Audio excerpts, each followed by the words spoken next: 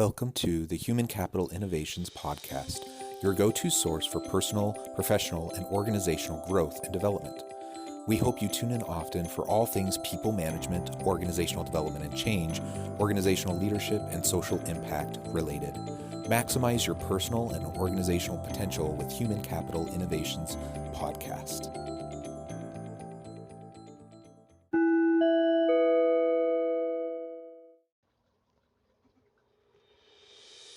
Welcome to the Human Capital Innovations Podcast. As part of our inspiring TED Talk series spotlighting can't-miss TED Talks and their key takeaways, I explore Margaret Heffernan's famous 2012 TED Talk, Dare to Disagree.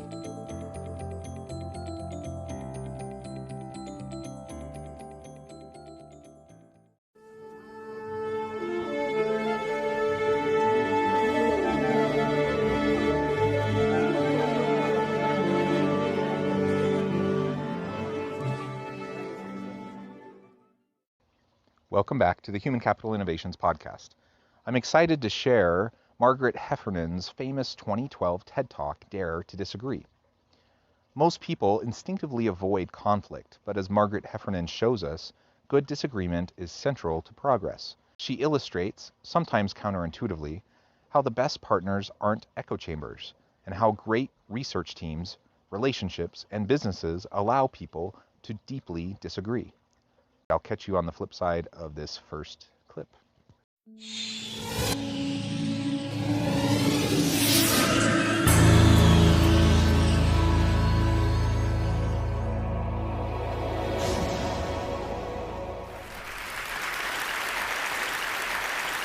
In Oxford in the 1950s, there was a fantastic doctor who was very unusual, named Alice Stewart. And Alice was unusual partly because, of course, she was a woman, which was pretty rare in the 1950s. And she was brilliant. She was one of the, at the time, the youngest fellow to be elected to the Royal College of Physicians. She was unusual, too, because she continued to work after she got married, after she had kids. And even after she got divorced and was a single parent, she continued her medical work. And she was unusual because she was really interested in a new science, the emerging field of epidemiology, the study of patterns in disease. But like every scientist, she appreciated that to make her mark, what she needed to do was find a hard problem and solve it. The hard problem that Alice chose was the rising incidence of childhood cancers. Most disease is correlated with poverty, but in the case of childhood cancers, the children who were dying seemed mostly to come from affluent families. So what, she wanted to know, could explain this anomaly? Now, Alice had trouble getting funding for her research. In the end, she got just £1,000 from the Lady Tata Memorial Prize, and that meant she knew she only had one shot at collecting her data. Now, she had no idea what to look for. This really was a needle in a haystack sort of search. So she asked everything she could think of. Had the children eaten boiled sweets? Had they consumed colored drinks? Did they eat fish and chips? Did they have indoor or outdoor plumbing? What time of life had they started school? And when her carbon-copied questionnaire started to come back, one thing and one thing only jumped out with a statistical clarity of a kind that most scientists can only dream of. By a rate of 2 to 1, the children who had died had had mothers who had been x-rayed when pregnant. Now that finding flew in the face of conventional wisdom. Conventional wisdom held that everything was safe up to a point, a threshold. It flew in the face of conventional wisdom, which was huge enthusiasm for the cool new technology of that age, which was the X-ray machine. And it flew in the face of doctors' idea of themselves, which was as people who helped patients, they didn't harm them. Nevertheless, Alice Stewart rushed to publish her preliminary findings in The Lancet in 1956. People got very excited. There was talk of the Nobel Prize. And Alice really was in a big hurry to try to study all the cases of childhood cancer she could find before they disappeared. In fact, she need not have hurried. It was fully 25 years before the British and American medical establishments abandoned the practice of X-raying pregnant women. As she lays out this history, it's a little mind-boggling to think that such a major medical breakthrough, such a huge scientific discovery, took another 25 years before it could go into practice. So then the question is why? Is it just because she was a woman? People didn't take her seriously? Perhaps. That might have been part of it. And in fact, that might have been a big part of it. But as she'll continue to discuss throughout the rest of her TED Talk, that's not really the focus of her topic today. She's focusing on why, whether it was a woman or a man or whomever, why would such a huge scientific discovery not be taken seriously and implemented immediately, or at least close to immediately, especially when people's lives are at stake? It's a huge question. And frankly, it plays out over and over and over again in organizations each and every day as someone is brave enough to challenge the status quo, challenge conventional wisdom, and often, all too often, they are met with additional barriers, they're met with skepticism, and change simply doesn't happen. As she continues on in her TED Talk, she'll explore why this is the case and how we can disrupt this sort of counterintuitively negative behavior on the part of individuals, leaders, and organizations. The data was out there, it was open, it was freely available, but nobody wanted to know.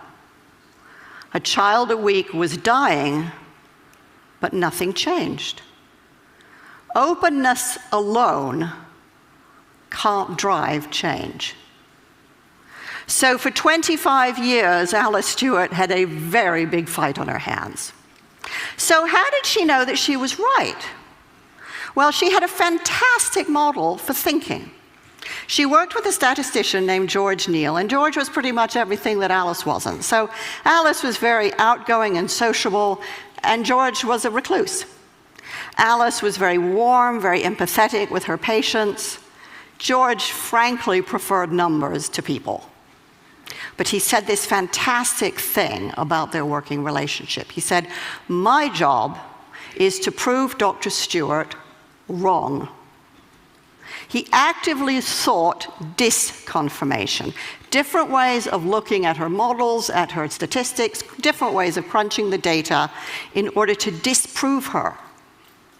He saw his job as creating conflict around her theories, because it was only by not being able to prove that she was wrong that George could give Alice the confidence she needed to know that she was right. People simply didn't want to know. And isn't that the truth? People love their certainty. They love their comfort. They love things staying the same. When you disrupt, when you challenge the status quo, when you are putting forth ideas that are contrary to conventional wisdom and disrupt the mainstream, people will resist almost always. And so that's certainly what she was experiencing. Now, I love how it talks about her partnership with a man who saw it as his purpose, as his role, his job to challenge her, to try to disprove her, to try to push her thinking so hard and to put holes into her arguments as to actually ensure that she was able to respond to every last critique, every last argument, and that she could feel confident that what she was proposing was actually the right thing. It's a fantastic model of collaboration. Thinking partners who aren't echo chambers. I wonder how many of us have or dare to have such collaborators. Alice and George were very good at conflict. They saw it as thinking. So what does that kind of constructive conflict require? Well, first of all, it requires that we find people who are very different from ourselves. That means we have to resist the neurobiological drive, which means that we really prefer people mostly like ourselves. And it means we have to seek out people with different backgrounds, different disciplines, different ways of thinking, and different experience, and find ways to engage with them. That requires a lot of patience and a lot of energy. And the more I've thought about this, the more I think, really, that that's a kind of love, because you simply won't commit that kind of energy and time if you don't really care. And it also means that we have to be prepared to change our minds.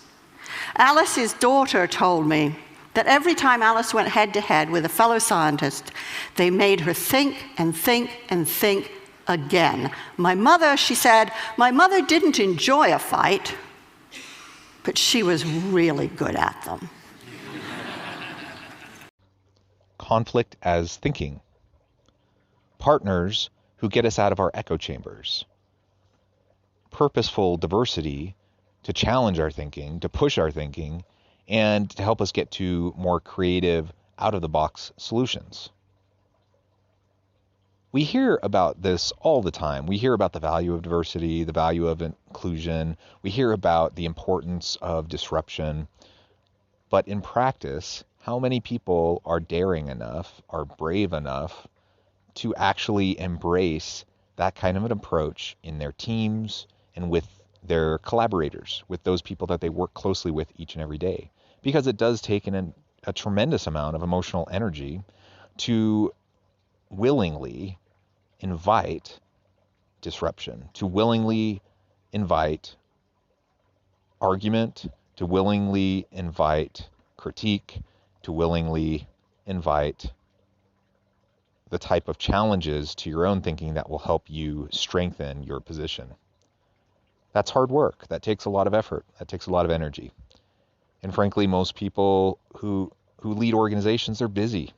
They have a lot on their plate. They're already taxed emotionally. Their energy is needed in so many different ways.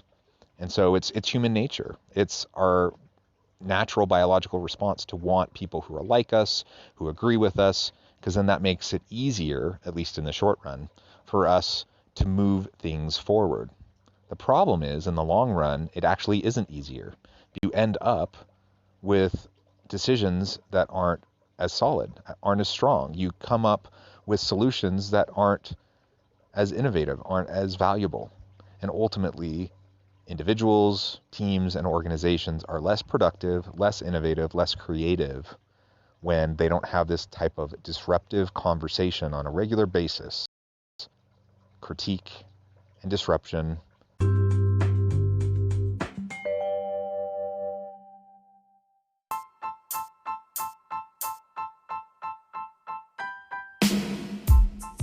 The alchemy of truly remarkable leadership.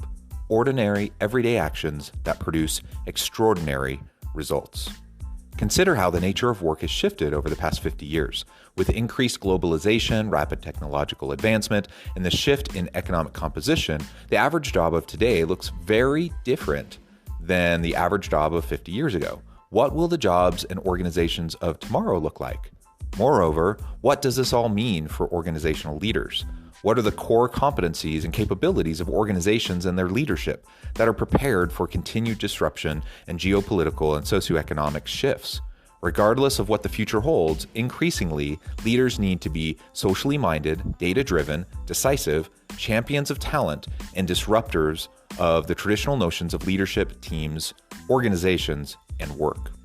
The alchemy of truly remarkable leadership will help you to explore your own leadership competencies and capabilities and consider ways to apply and implement them into your workplace and personal life.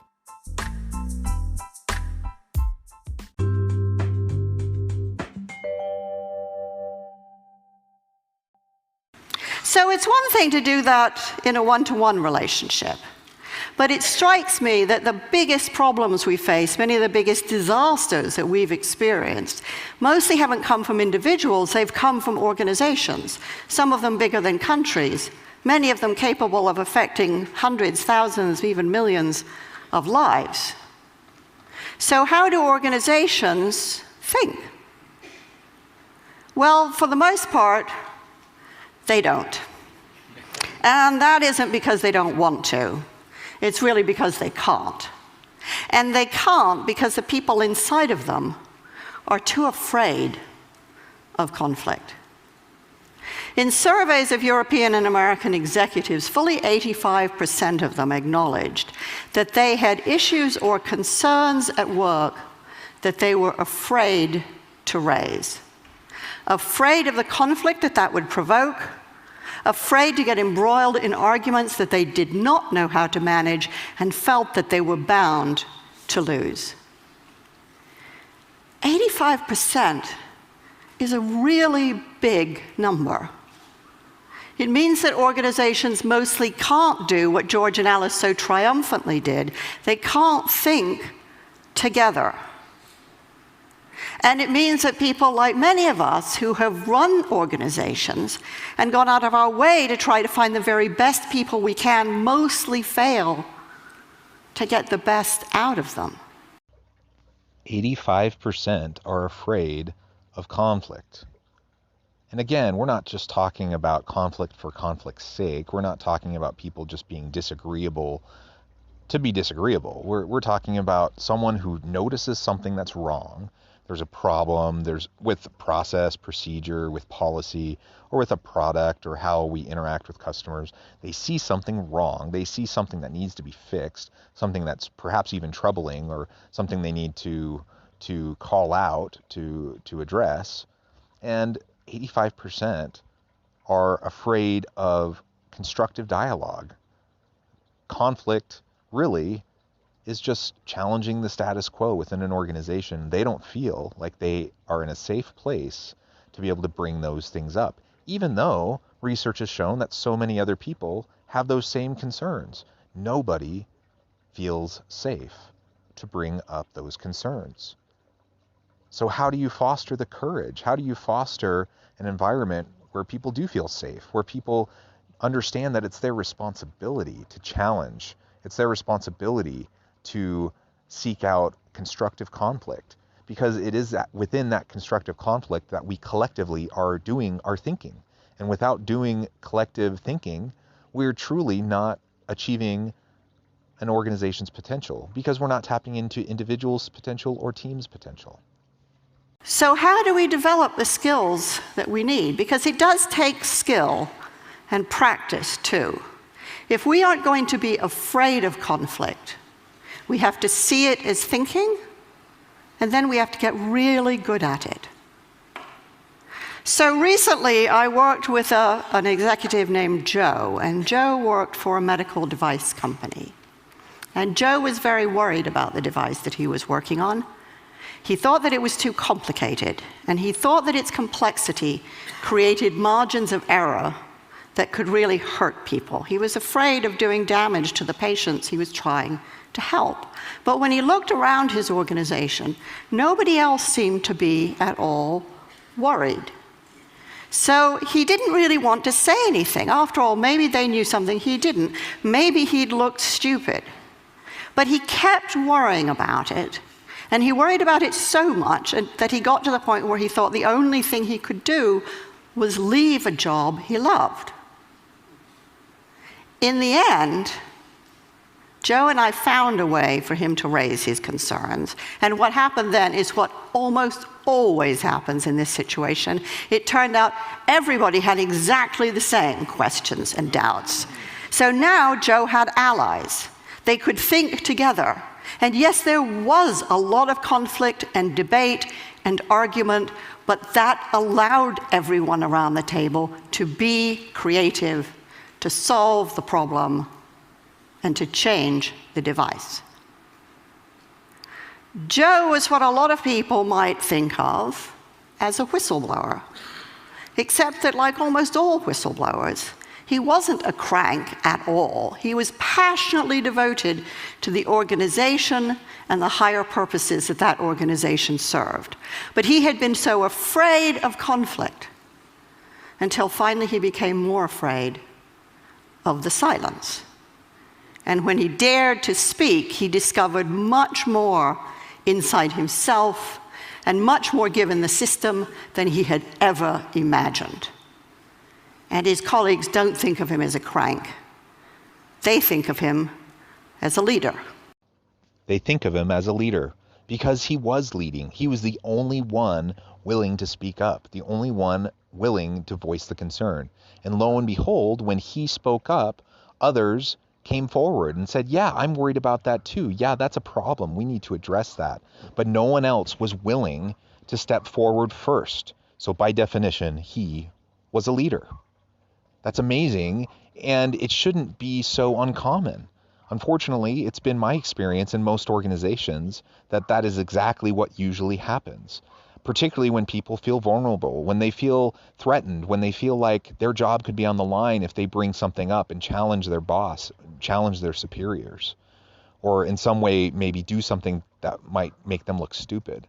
People only worry about looking stupid when you have an unsafe environment where people are punished for asking questions.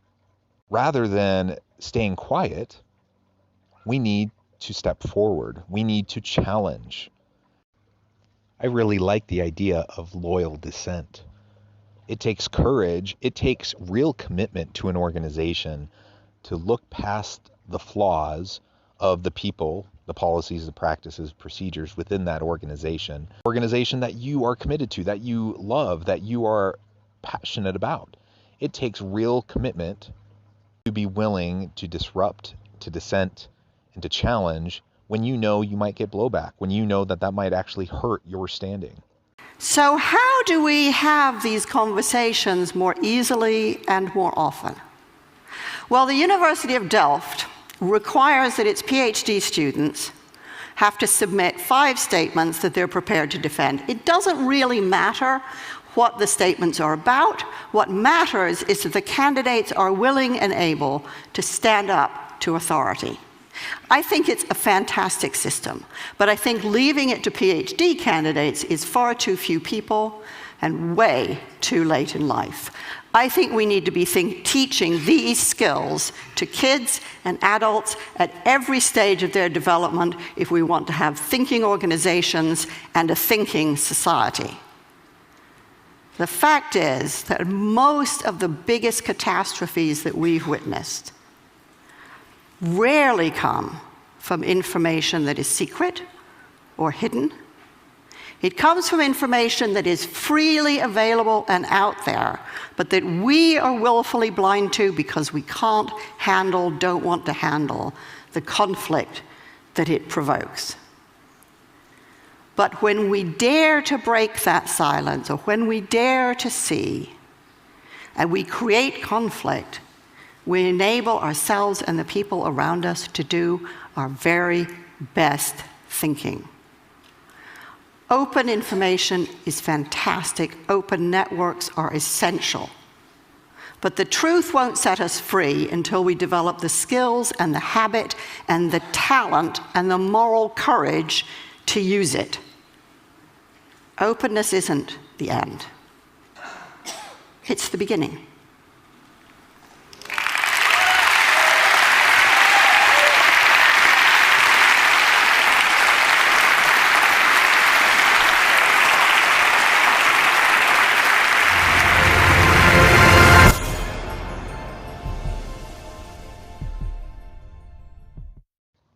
We need to develop the skill, to develop our talent around courageous dissent, around challenging, around disrupting the status quo, around being willing to speak up when the silence is deafening, when injustices are occurring, when problems are hurting people. They don't have to be purposeful. They don't have to be intentional. But when we notice things, we have a responsibility to speak up. And we can learn how to do that constructively. We can learn how to do that in a way where people will listen, where we have a chance to lead. It doesn't need to be scary. We can create organizations that have a culture that encourages this type of behavior. It's not impossible, but it is difficult. We need to be willing to step forward and try. We need to reward honesty. We need to reward courageous input.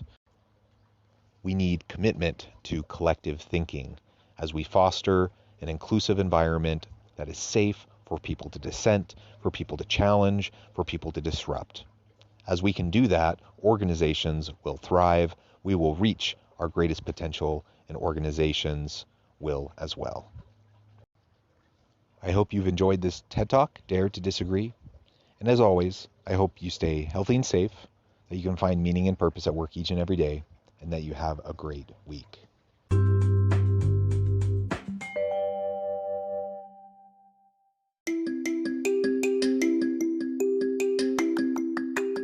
I'm excited to announce the publication of my new book from HCI Press, Bluer Than Indigo Leadership: The Journey of Becoming a Truly Remarkable Leader. Early in my adult life, I learned about an Asian proverb that translates as bluer than indigo. If you think about the color indigo, it is a brilliant, deep, and vibrant blue, what some would call the bluest of blues. To have something that is bluer than indigo is rare and truly remarkable.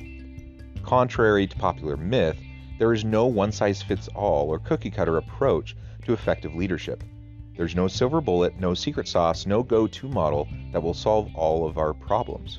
The truth is, great leaders have all had their unique strengths and flaws, and have all had to discover and then pave their own distinctive path in their life's journey to fulfill their leadership potential.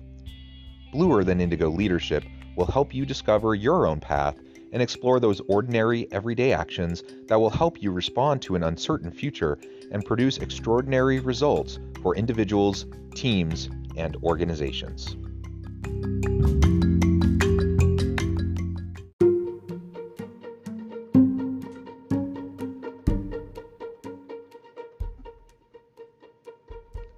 Check out Human Capital Innovations magazine, Human Capital Leadership. Human Capital Leadership is a free, interactive e-magazine with the mission to help individuals, leaders, and organizations find innovative approaches to maximize their human capital potential. We publish issues quarterly in August, November, February, and May. Take a look at the latest issue and let us know what you think.